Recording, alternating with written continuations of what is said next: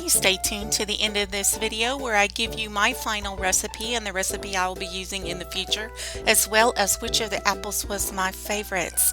Thank you. Hello and welcome to my channel, A Dark Cold Life. If this is your first time here, then welcome. And if you're a returning viewer, thank you so much for coming back. It's been a while since we stepped into the kitchen, and so we'll be doing a few kitchen videos where I try to explore some different desserts that are diabetic friendly. And so if you're not familiar with the channel, this is a channel where I like to do things to bring light into my dark, cold life. And one of those things is cooking healthier. And I'm trying to find a dessert that I can make on a daily basis that's diabetic friendly. So let's get started. The first thing that I'm going to do is go over the ingredients that we will be using today. And the first thing is ground cinnamon. And if we take a look at those nutritional facts, you'll see that the total carbohydrates is less than 1 gram for a 1/4 teaspoon, and the total sugars is 0 grams. We will also be using unsalted butter. I will be using some Truvia in exchange for sugar. If you are not diabetic and you don't have to watch your sweets, then feel free to use sugar instead. If we take a look at these carbohydrates, you'll see that the total carbohydrates for a 3/4 of a teaspoon is 3 grams, and the total sugars is 0 grams. And then I'm going to try 3 different types of apples. I have here a large Granny Smith apple, I have a medium Honeycrisp apple, and I have a medium Pink Lady apple. As far as materials, I will be using an apple slicer. If you have never used one of these things, these are awesome. A knife, a set of teaspoons, a cutting board, and I have 3 microwave safe mugs. This is a very fast and easy dessert, and so let's get started. The first thing that I'm going to do, I want to make sure that you can see. First thing that I'm going to do is use this contraption to slice the apples. It makes it so much easier. And then I'm going to chop these apples into bite-sized pieces. I will then put those apples into the first mug. And so for the Granny Smith apple, we're going to use this mug where all the decorations come off. Then we're going to do the same exact thing for the other 2 apples. Okay, and we're going to put the Honeycrisp apple in the New York Times.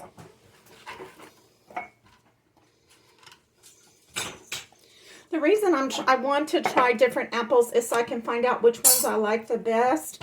The Honeycrisp has a natural sweetness to it, so I'm hoping that the Honeycrisp is sweet enough that I may not need to use added sugars to it. There is an optional ingredient as well. If you are not diabetic and you don't need to watch your sugars, you can also use granola or ice cream. Granola is very high in carbohydrates and sugars as well, so I am not doing the granola, but you can add that. I'm sure it's going to be wonderful with the granola in it.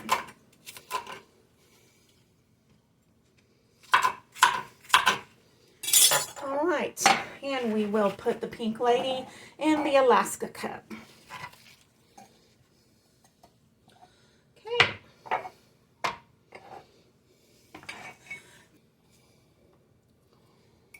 Okay, the next thing we need is 2 tablespoons of butter per mug.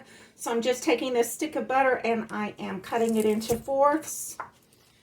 This is the very first time I've made this recipe, and so hopefully I can also cut out some of this butter. But I always try to make the recipe as it is the very first time, and then I try to modify it if possible. All right, so we are going to put that butter in each of the mugs. These will shrink down. Okay, so what I've done is put the butter inside each of the mugs as shown, as you can see here. I'm now microwaving them each 2 minutes. I'm doing them one at a time.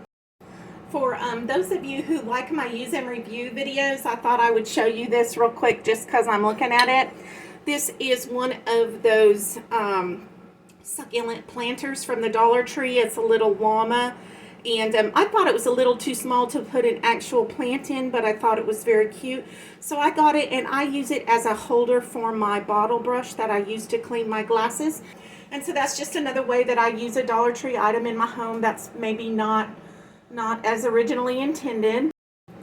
I also want to say that this is not my recipe. I got it offline. I believe the name of the poster was Liftastic, and so it is not original recipe. We're looking for these apples to get soft like they do in apple pie. These are very hot when they come out of the microwave. And so as you can see, the apple does shrink down and the butter is still in the process of melting. While it's melting, and this is one of them, the last one is in the microwave. I'm going to go ahead and go on, and I am going to use, I'm going to start out with, the original recipe calls for a tablespoon of sugar. That's a lot, and since 3/4 of a teaspoon of Truvia has 3 grams of carbs, I'm just going to use a teaspoon of Truvia in each one of these to start. Then I'll be adding a teaspoon of cinnamon to each one.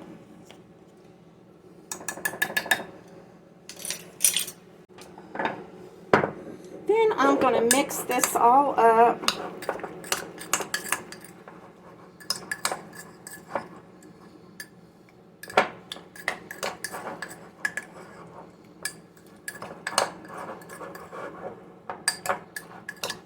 In addition to Truvia, you can also use monk fruit, honey, agave, or another type of sweetener if you prefer, maple syrup.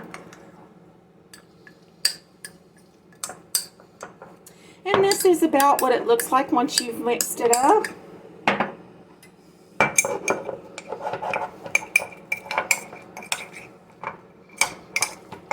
I think on those medium apples that a teaspoon of cinnamon is actually a little too much. If we look, it's very dark, but like I said, this is an experiment. Okay, and then we have the last one. Our teaspoon of cinnamon, teaspoon of Truvia,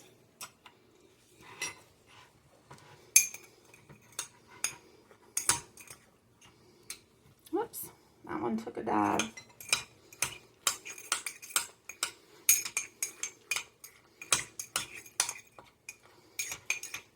Now at this point, again, if you're not watching your sugars, you could add ice cream to this. Vanilla ice cream I think would be awesome. You could also add the granola at this point to have a crunchy top as well. So I'm going to let these cool just a little bit, and then I'm going to try each one, and I'm going to tell you what I think about each flavor. Again, these are my opinions. Everyone's different. Honeycrisp happens to be my favorite apple, so I'm probably going to lean towards that one, but not necessarily. And so I just wanted to give you guys a starting point, and then you can figure out if this will be a good fit for you. Let's give these a try. The Granny Smith apple is really good. It reminds me of apple pie filling. The only comment that I would have is the inside of the apple is really soft from being in the microwave with the butter, but the skins of the Granny Smith apple are a little chewy, for lack of a better word. It's just the difference in textures between the soft interior of the apple and the exterior of the apple skin is just a little off for me. Again, it's not anything that would prevent me from eating it. I personally like the Honeycrisp apple better, but again, I think that's just because it's my favorite kind of apple. It has a natural sweetness to it. I think that with the Honeycrisp, I think you could definitely probably get away with a half a teaspoon of Truvia instead of the full teaspoon. The skin on the Honeycrisp apple is a little softer than the Granny Smith. The Pink Lady apples appear to be a firmer apple than the other two apples. They are definitely not as soft as the first two apples, even though they cooked the same amount of time. As for me, the Pink Lady, I'm just not a fan of it. It just doesn't taste the same as the other two. In conclusion, my favorite is the Honeycrisp apple. I definitely think you could get by with only a half teaspoon of Truvia, which would make it even more diabetic friendly than it is currently. My second favorite is the Granny Smith apple, followed by the Pink Lady. I personally probably would not use the Pink Lady apple again in this recipe. I just don't think it has as good a flavor as the other two. I also think you could probably get by with a little less cinnamon. I think the 2 tablespoons of butter is fine at this point. I may experiment with it in the future. I love the fact that this one is so fast that you can do it at the end of a workday and still enjoy a tasty dessert without a whole lot of sugar in it.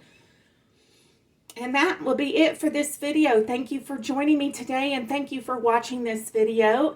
If you like the videos you see on this channel, please click the like button. Consider subscribing to the channel. Share the video with your family and friends. And comment down below and tell me if you'd like to try this recipe and if you like it. And otherwise, come on back and see me again sometime. Thanks, and bye-bye.